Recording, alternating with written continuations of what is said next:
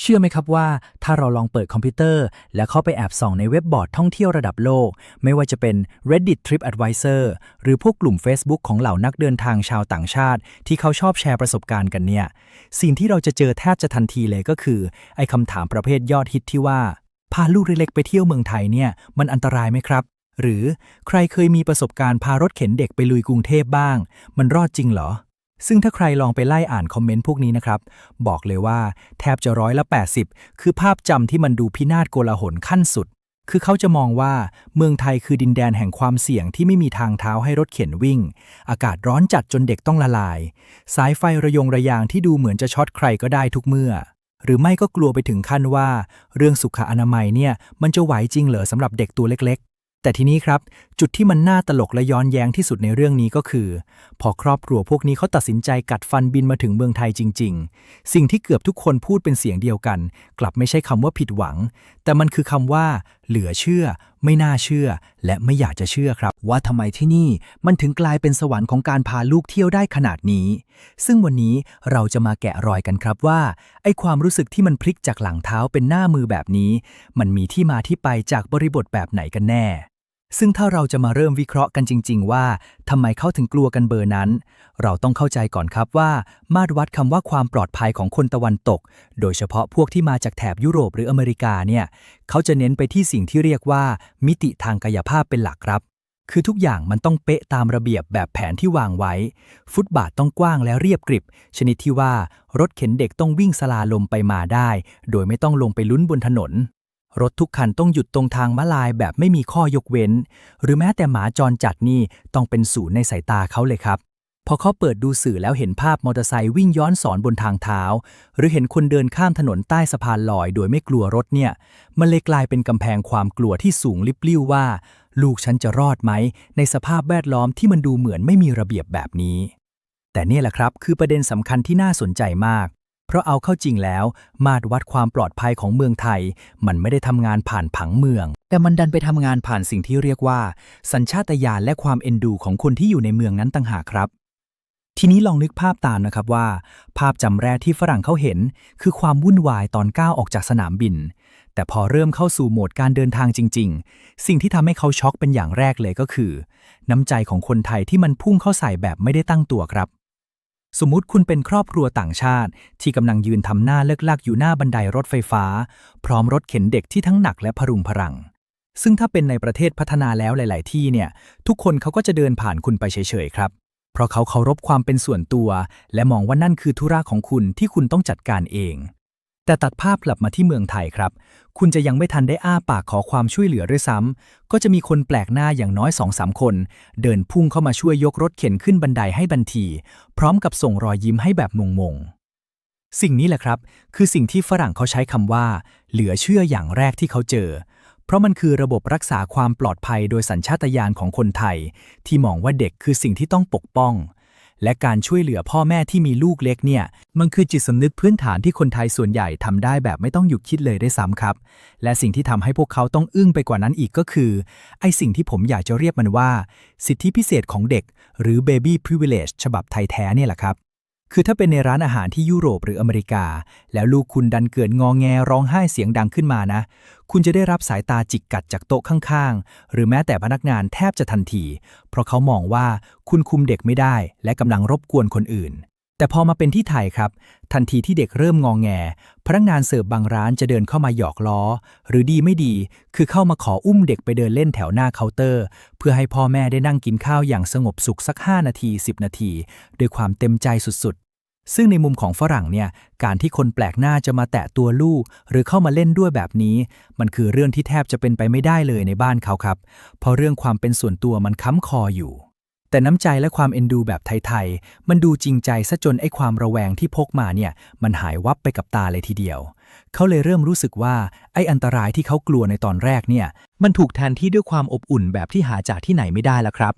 แถมสิ่งที่พวกเขาไม่อยากจะเชื่อเข้าไปอีกก็คือความสะดวกสบายที่มันซ่อนอยู่ภายใต้ไอ้ความวุ่นวายที่เราเห็นกันเนี่ยแหละครับคือถึงทางเท้าบ้านเรามันจะเดินยากจริงอันนี้ผมยอมรับแบบเลยนะครับว่ามันคือจุดอ่อนในเชิงโครงสร้างแต่เมืองไทยกลับมีห้างสรรพสินค้าที่แทบจะเป็นสวรรค์ของเด็กอย่างที่เขาคาดไม่ถึงครับ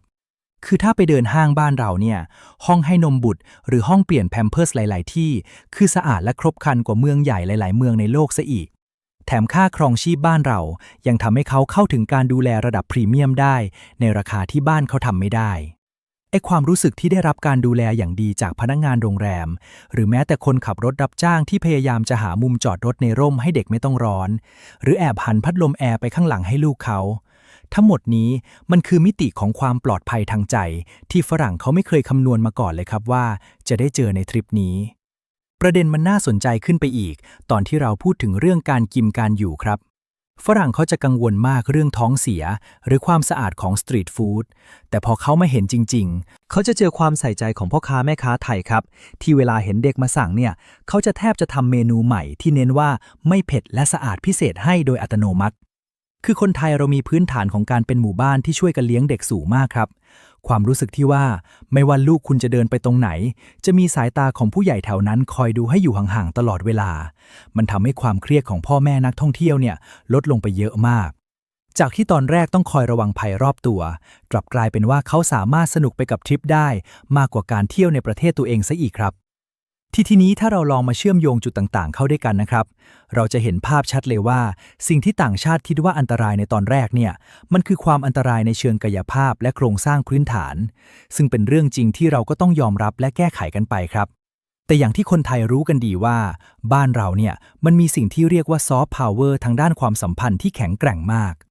การที่คนไทยรักเด็กและมองเด็กเป็นศูนย์กลางของความเมตตาเนี่ยมันเข้ามาเติมเต็มรอยรั่วทางกายภาพเหล่านั้นจนมิดการเปลี่ยนผ่านจากความกลัวมาเป็นความรักในเมืองไทยของนักท่องเที่ยวกลุ่มนี้จึงไม่ใช่เพราะเราเปลี่ยนฟุตบาทให้เรียบได้ในข้ามคืนนะครับแต่มันเป็นเพราะเขาได้สัมผัสกับสิ่งที่เรียกว่าความปลอดภัยทางสังคมที่มันทำงานผ่านคนจริงใจนั่นเองครับนอกจากนี้ยังมีมิติเรื่องการแพทย์ที่ฝรั่งเขาเซอร์ไพรส์มากครับคือถ้าเด็กเกิดป่วยขึ้นมาจริงๆโรงพยาบาลเอกชนในไทยเนี่ยบริการดีและรวดเร็วกว่าบ้านเขาหลายเท่าตัวในราคาที่ถ้ามีประกันท่องเที่ยวก็คือแทบไม่ต้องจ่ายอะไรเลยประสบการณ์ที่เขาได้รับตั้งแต่วันแรกที่กังวลเรื่องการหาหมอจนถึงวันที่เห็นพยาบาลไทยดูแลลูกเขาเหมือนลูกหลานตัวเองเนี่ยมันคือบทสรุปที่ย้ำชัดครับว่าคำว่าอันตรายมันเป็นแค่ความรู้สึกผิวเผินที่มองผ่านข่าวสารแต่ความเหลือเชื่อมันคือประสบการณ์ตรงที่เขาต้องมาสัมผัสด้วยตัวเองครับผมอยากให้ทุกคนลองนึกภาพตามอีกมิติหนึ่งครับคือเรื่องของความปลอดภัยในยามค่ำคืนในหลายๆเมืองใหญ่ทั่วโลกการพาลูกเล็กออกไปเดินข้างนอกหลังพระอาทิตย์ตกดินอาจจะเป็นเรื่องที่ดูไม่ค่อยปลอดภัยนักแต่ในไทยครับไม่ว่าจะเป็นตลาดนัดกลางคืนหรือย่านท่องเที่ยวเราจะเห็นครอบครัวต่างชาติพาลูกใส่รถเข็นเดินดูของกินกันอย่างสบายใจเพราะความพลุกพล่านของคนไทยนี่แหละครับที่เป็นเกราะป้องกันชั้นดีเขาไม่ได้รู้สึกว่าถูกคุกคามแต่กลับรู้สึกว่ามีสายตาที่เป็นมิตรคอยมองดูอยู่ตลอดเวลาสิ่งนี้มันสร้างความประหลาดใจให้เขาอย่างมากว่าทำไมเมืองที่ดูไม่มีระเบียบแบบนี้กลับให้ความรู้สึกที่ปลอดภัยและผ่อนคลายได้มากกว่าเมืองที่มีระเบียบจัดๆในบ้านเขาเองเสียอีกสรุปใจความสำคัญของเรื่องนี้ให้ชัดขึ้นอีกนิดนะครับประเด็นมันคือการปะทะกันระหว่างโลกที่เน้นปัจเจกบุคคลกับโลกที่เน้นความเป็นชุมชนครับฝรั่งเขาโตมาในโลกที่ต้องพึ่งพาตัวเองต้องสู้ด้วยตัวเองแต่พอมาเจอโลกที่คนอื่นพร้อมจะพึ่งพาได้แบบไทยเนี่ยมันเลยกลายเป็นจุดเปลี่ยนในชีวิตเขาเลยทีเดียวมันไม่ใช่แค่เรื่องเที่ยวหรอกครับแต่มันคือการเรียนรู้ที่จะเชื่อใจมนุษย์คนอื่นอีกครั้งผ่านการเดินทางพาลูกเที่ยวในเมืองที่ใครๆก็บอกว่าอันตรายแห่งนี้นี่แหละครับและนี่ก็คือเรื่องราวทั้งหมดที่เราลองมาแกะรอยกันดูครับว่าทำไมภาพลักษณ์เมืองไทยในสายตาต่างชาติมันถึงได้ย้อนแย้งกันขนาดนี้ซึ่งสรุปสั้นๆเลยครับเพราะเมืองไทยมีสิ่งที่เงินซื้อไม่ได้แต่น้ำใจหาได้เสมอโดยเฉพาะถ้าคุณเป็นเด็กตัวเล็กๆนั่นเองครับสุดท้ายแล้วเรื่องนี้มันสอนให้เรารู้ว่ามุมมองต่อคำว่าปลอดภัยเนี่ยมันขึ้นอยู่กับว่าคุณมองผ่านอะไรถ้าคุณมองผ่านสถิติหรือผ่านหน้าจอคุณอาจจะเห็นแค่ทางเท้าที่ขรุขระหรือจราจรที่น่ากลัวแต่ถ้าคุณพาตัวเองมาเดินอยู่บนถนนจริงๆคุณจะเห็นมืออีกนับ10คู่ที่พร้อมจะยื่นมาช่วยคุณเสมอเมืองไทยในสายตาต่างชาติจึงไม่ได้เปลี่ยนไปเพราะเรามีระเบียบขึ้นนะครับแต่เปลี่ยนไปเพราะเขาได้ค้นพบว่าความสุขของการเดินทางเนี่ยมันไม่ได้ขึ้นอยู่กับว่าพื้นมันเรียบแค่ไหนแต่อยู่ที่ว่ารอบข้างคุณมีคนที่พร้อมจะเอ็นดูลูกคุณเหมือนลูกหลานเขาหรือเปล่า และเนี่ยแหละครับคือเหตุผลสำคัญที่ทำให้ครอบครัวนักท่องเที่ยวที่เคยเตือนกันว่าอย่ามาไทยสุดท้ายกลับกลายเป็นกลุ่มคนที่รักเมืองไทยมากที่สุดและจองตั๋วกลับมาซ้ำแล้วซ้ำเล่าพร้อมกับลูกที่โตขึ้นกว่าเดิมเพื่อจะมาขอบคุณน้ำใจที่เขาหาจากที่ไหนไม่ได้อีกแล้วในโลกใบนี้นั่นเองครับเอาเป็นว่าใครมีประสบการณ์พาเด็กเที่ยวหรือมีเพื่อนต่างชาติที่เคยบ่นแบบนี้แล้วเปลี่ยนใจลองคอมเมนต์มาคุยกันได้นะครับเพราะทุกมุมมองเนี่ยมันทำให้เราเห็นเมืองไทยในมุมที่ต่างออกไปได้เสมอจริงๆครับสำหรับวันนี้สวัสดีครับ